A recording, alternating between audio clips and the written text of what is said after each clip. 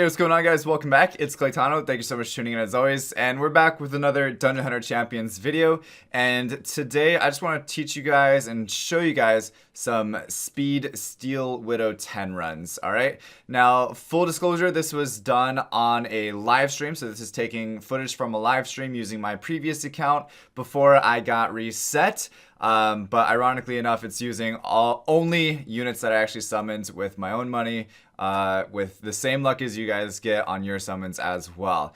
But don't worry too much about the Nat 5s that aren't really super obtainable, because I'm going to give you guys some options into replacements as far as what units could be free to play, replacements for those Nat 5s. And also, besides that, we'll talk about the gearing a little bit. Unfortunately, I can't show you guys like specifically my gear because I'm only using clips from my live stream and I can't like go through each one and show you.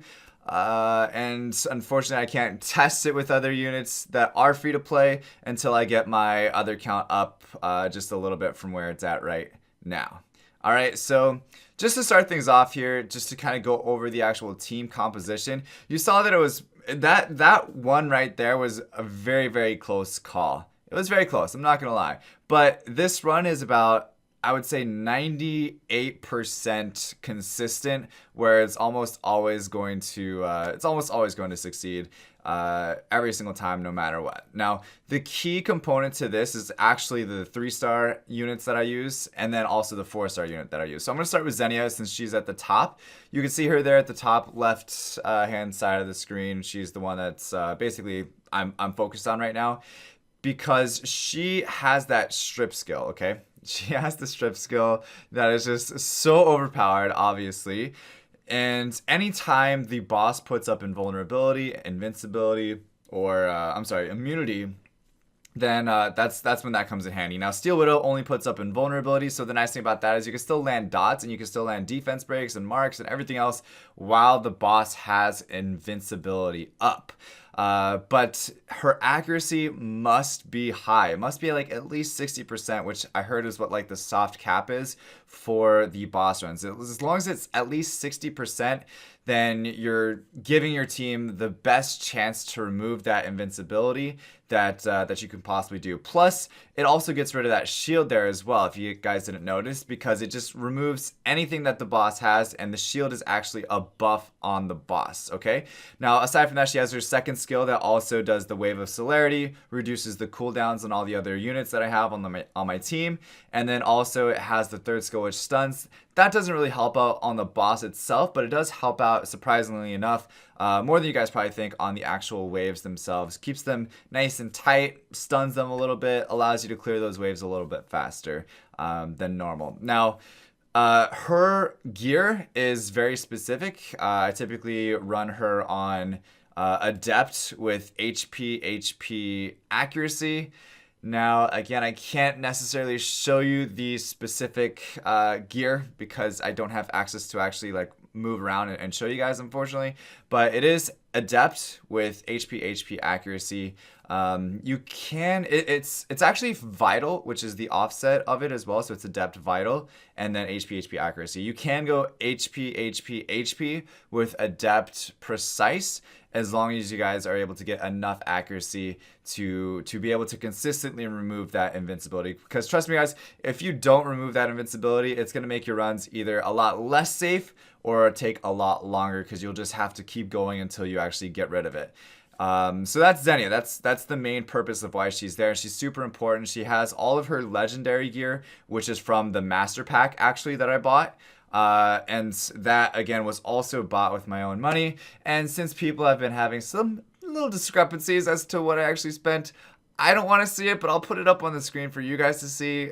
And this is just like a copy of like my bank statements that I've spent on this game already.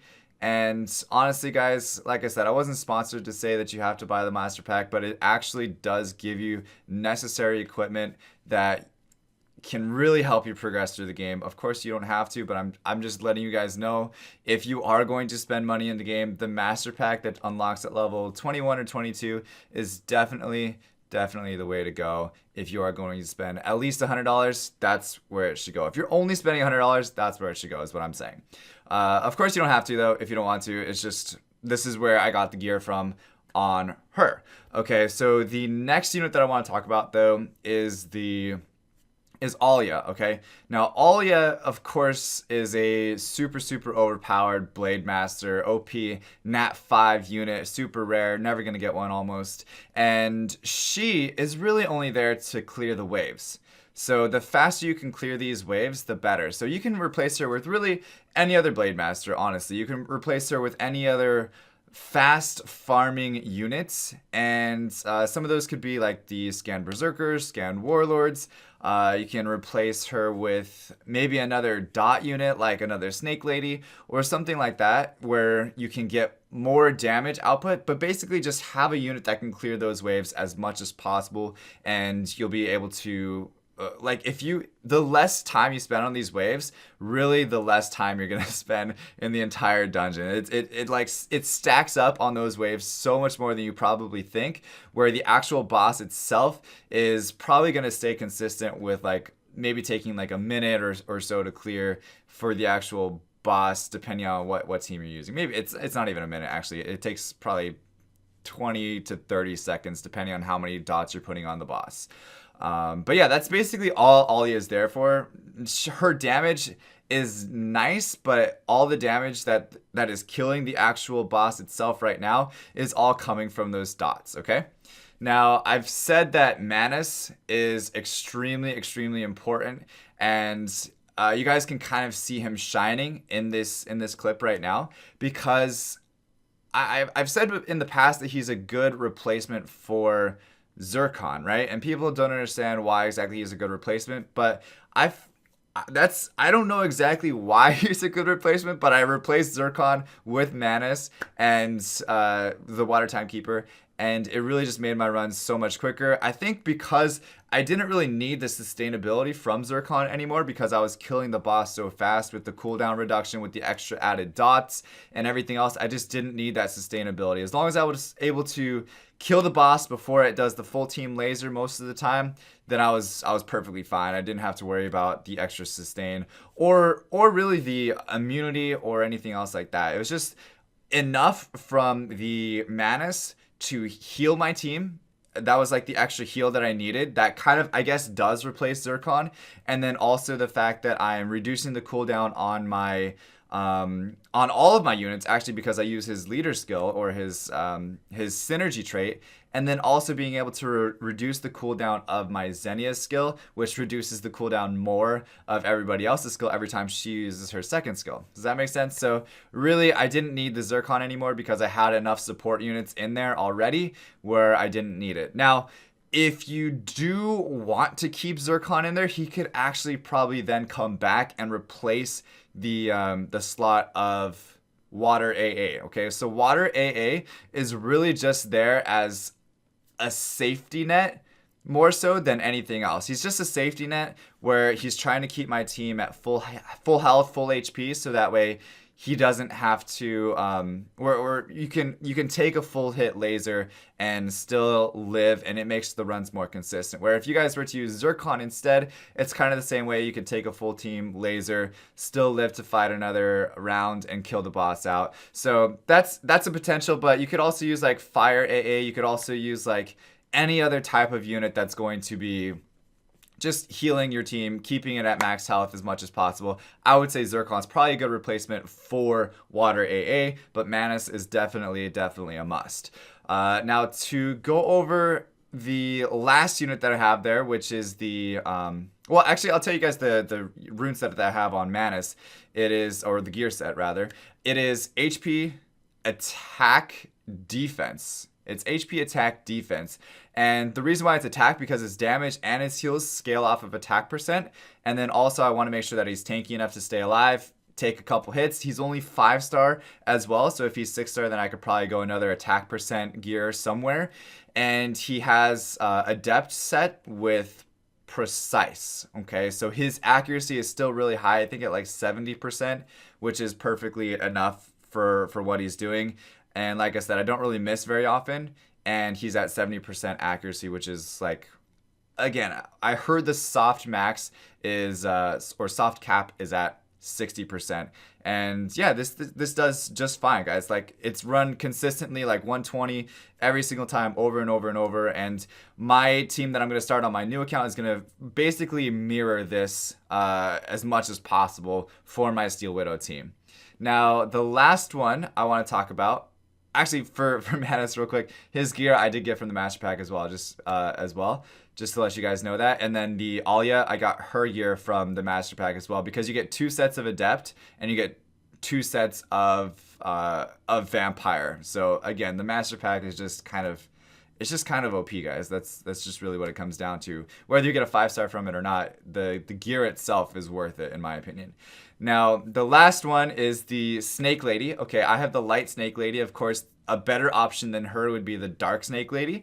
But I think a Snake Lady is any Snake Lady is so overpowered, guys. But you can use the water one, you can use the fire one, you can use the wind one if you want to drop down into like Widow 9. If you're using the wind one, I'm sorry, the nature one for Elder Drake 10, that's perfectly fine as well. You can actually replace her with any other dot unit. If you don't have a Snake Lady, just keep in mind that if you're not putting enough dots on, you could potentially take a laser hit every single time, and that could force your team to lose. So if you're trying to do the speed runs, it's almost crucial to have a Snake Lady. She is a nat 4 unit, so maybe not as like obtainable as others, but really the fact that you can use any Snake Lady in this, it doesn't matter what element you pull, it's really going to help your team out tenfold just by having her on, because with the cooldown reduction of all the other units that are on the team, plus the cooldown, the leader trait as well,